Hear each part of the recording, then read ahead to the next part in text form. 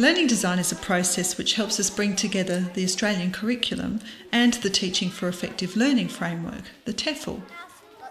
We know that our students come to us with prior knowledge, interests and understandings. Learning design helps us think about how we can build on this to engage and stretch our learners. This process is made up of 6 key ideas for us to consider. These are posed as key questions to guide and support our thinking as we design learning for our students. The 6 key ideas of learning design are: what is the intended learning and why is it important? What do our learners bring? What could the intended learning look like at this level? What evidence will enable us to assess the intended learning? How will we engage, challenge and support their learning? Design the teaching and learning plan. We know learning design isn't a linear process, but we found it useful to go through each idea one at a time so we could understand how they all fit together. In this video, we'll follow one teacher's experience using learning design with Australian curriculum history. Peter is a Year 4-5 teacher from O'Sullivan Beach Primary School. Some of the electric lights here.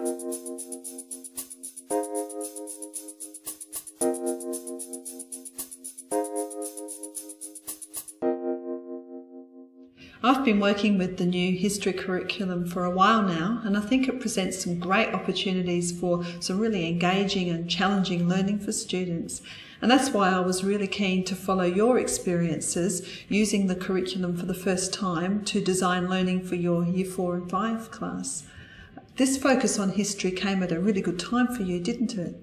Yes, there was the 175th anniversary of Proclamation of South Australia, and there was a lot of local projects going on. The council had put up a timeline and photos near the jetty, and the kids had seen this. They were talking about it in class, and from what they were saying and the questions they were asking, you could see they didn't quite understand time and how things had changed over time. So what was your first reaction when you went online and looked at the curriculum? I was surprised that it wasn't more so just about facts and dates. It was more about the history questions and the skills of inquiry. And I was happy that questions like why did Europeans settle in Australia, I could engage the kids far more rather than just covering dates and facts. Were you thinking at all about the cross-curriculum priorities? They did link in well where you could cover the Year 4 and Year 5, having the composite class, and linking into the questions from both, how they covered what we were talking about.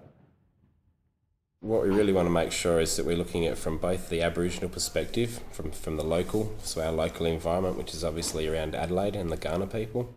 It's very useful to be able to work with other teachers so we can reflect and bounce off ideas, come up with a shared understanding of what we hope to achieve. We're trying to look at history through a detective's eyes, trying to look for evidence, be a bit more critical and get a deeper understanding.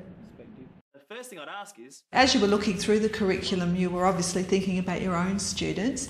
Did it fit with what you wanted them to learn and how they learn? It did fit really well for them to get a better understanding of how and why Sullivan's Beach has changed over time, what's made it the place that it is. Using inquiry-based learning in a historical sense was a bit new to me, and it allowed the kids to go deeper. I wanted to develop their empathy and have a better understanding for the difficulties that their settlers would have faced. I was hoping it would transfer into their everyday lives, empathy and respect towards each other, and also empathy towards the Aboriginal people and how it would have impacted on their lives.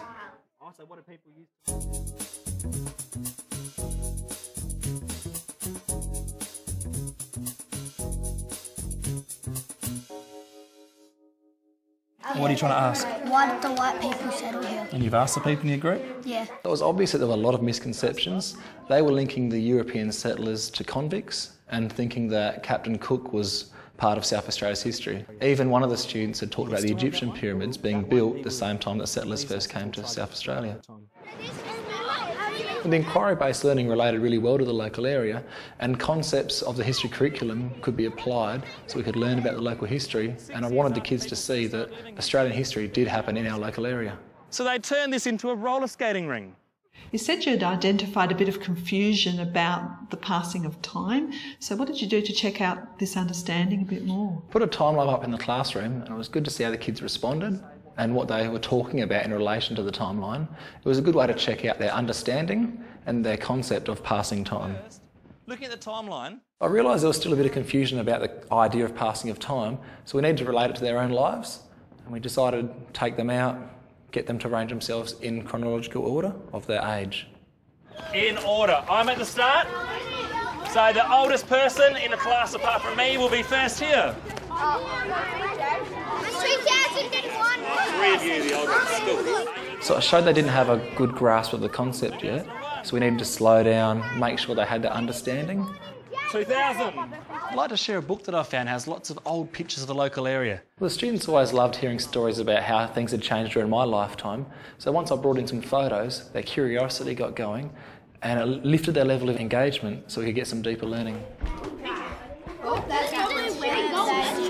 All of this thinking gave you a really good understanding of what you wanted the students to learn about history, but what were you wanting them to learn about themselves as learners? I want them to be able to work with each other and learn from, but also learn together. So how to learn as a team and how they could stretch each other and challenge themselves to go deeper with their understandings. What you're summarising is... At the same time, I was able to be involved in the new media program where the kids were making documentaries on the concept then and now.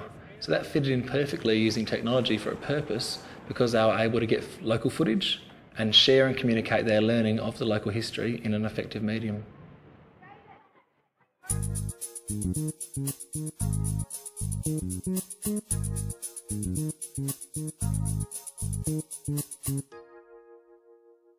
I went to the achievement standards at the bottom of each curriculum in the year levels. I've got a year 4-5 classroom, so I went to the 3, 4, 5 and 6 to get a good idea of either side.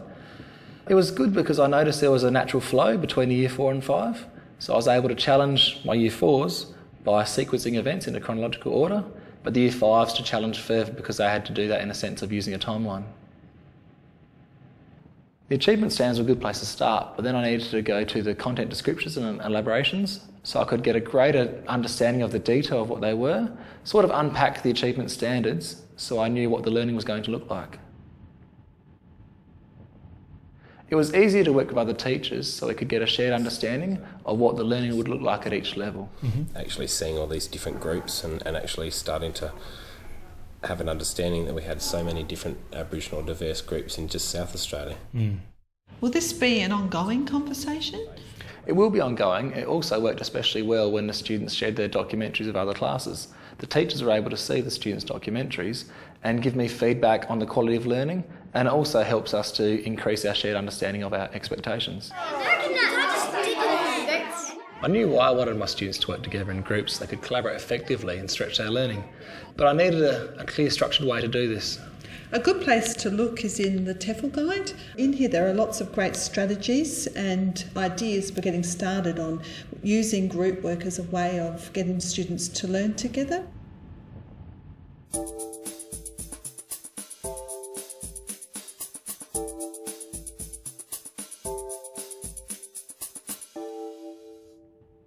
I wanted to be really clear with the expectations, so we worked together to jointly come up with an assessment sheet with the criteria. That sheet was good to use when I was talking to the class or groups to help them know what their expectations were. Using that as an assessment tool did guide their learning and help them through the learning activity. It says inquiry question first. Have you used an inquiry question in your movie? Yes. Yes? What is your inquiry question? Why is Onkaparinga River the women's river? It's important to keep checking constantly of their understanding. Example of this was when we were talking about historical terms and we were talking about settlement.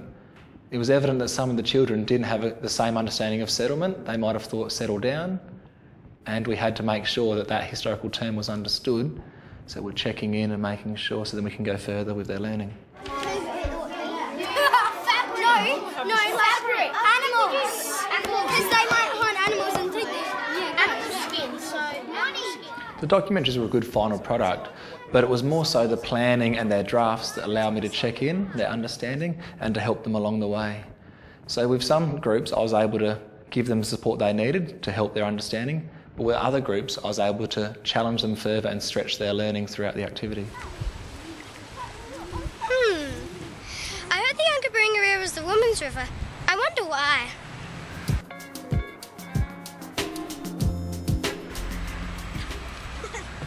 This is a job for us. We can help. Let's find out the answer. Hey Shannon, what are you up to? I found out why they they've called it the Women's River. Really? I found out that they used to teach the girls at the river mouth. Oh, really? What sort of lessons do they teach you? Just about life and how to be a woman. We shared the movies, the documentaries of all the different classes in the school, so they're able to get constructive feedback from other students. We also, as a class, used the 2 stars and a wish process, so they were able to give each other constructive feedback. It had humour in it and it actually looked like it was real. It didn't look like a real documentary because of the humour and all. Yeah. Humour is Supposed to be 2 stars too.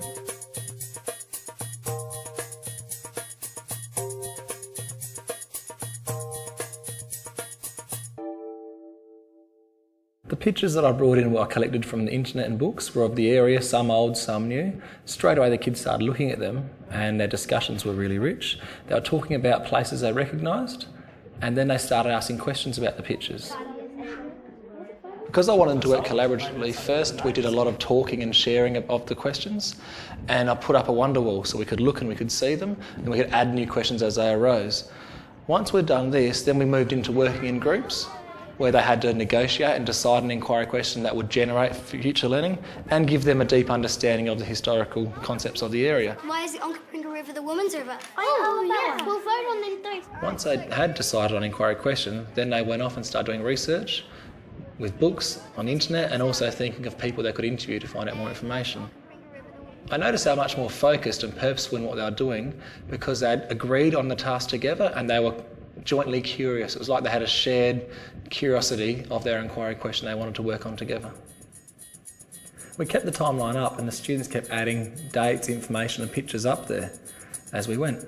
It helped them put everything together chronologically and helped them make connections between the events and the people and the times.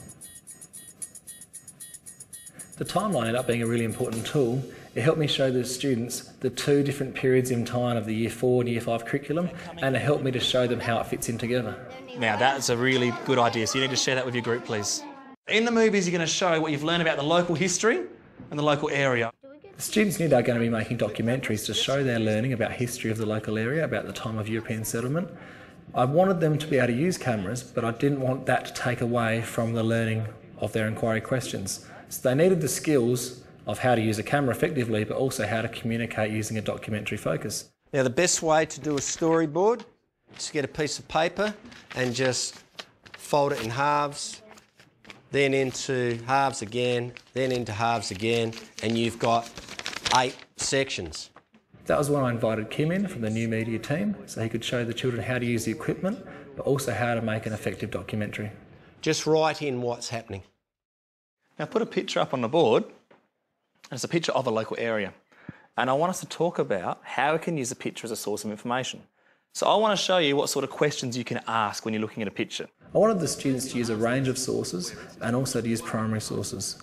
We had a lot of photographs in the class and I wanted the students to be able to see them as a way that we could find out information. They were a good starting point for me to explicitly teach how we could use a photograph as a primary source of information. So I went through a lesson where I was interrogating the picture, speaking out loud about the questions I would ask so I could find out a deep range of information. What can you tell me about your photos? I think this is when the jetty broke. I wanted the students to ask questions that would help them to learn new information from looking at old photographs. Some of them were asking very shallow questions like, oh, what are they wearing? Where I was hoping to lead them towards questions that, why are they wearing those clothes? Why are those clothes different from clothes that we wear now? We came up with a checklist that the children were able to use when they were working through the photographs. It helped them to explain the way they were working with the photographs. It was also a good way for me to continue to check what complex thinking they were using when they were looking at the photos. Then I set up lots of opportunities for the students to be able to practice this new skill. Take one picture each.